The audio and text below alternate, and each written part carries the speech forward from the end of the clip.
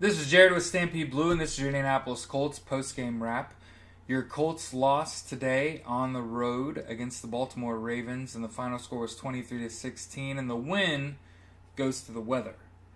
The Colts lost today primarily because of about a 15-mile-an-hour crosswind and constant rain, resulting in a wet football. Adam Vinatieri, one of the best field goal kickers of all time, missed at least 2 kicks today. Had one blocked and then just whiffed on one.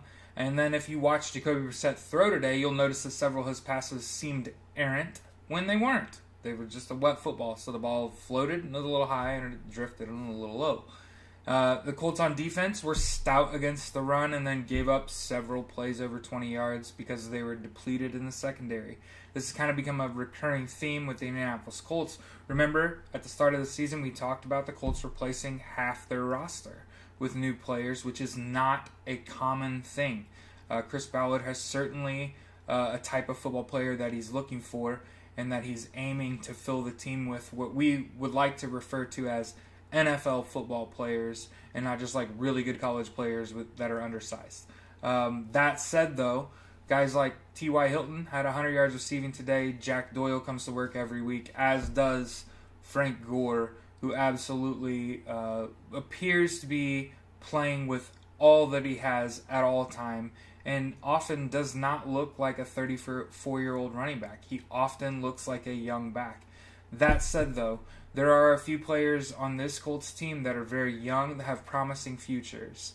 Guys like Jabal Sheard, guys like Quincy Wilson, and guys like Marlon Mack. Whenever they're playing, they are dynamic players and incredible athletes, and certainly have a bright future with this franchise and in this league, if not.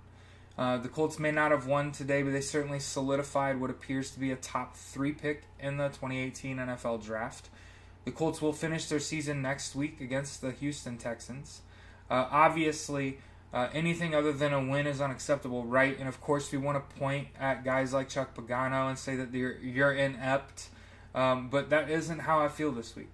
I honestly don't feel like that there were enough palatable situations or palatable situations where the Colts are put into a decision-making process other than at a play call, right? That could have been affected by coaching. Generally speaking, the Colts did everything right today. And of course, in Colts fashion, this game had to end today on a bad no call on what absolutely looked like defensive pass interference. Remember, if the defender gets there before the ball, it's pass interference. Enough said. Colts lost today. It sucks. Happy New Year. Merry Christmas. We'll see you next week. This is Jared with Stampede Blue. This has been your Indianapolis Colts post-game wrap.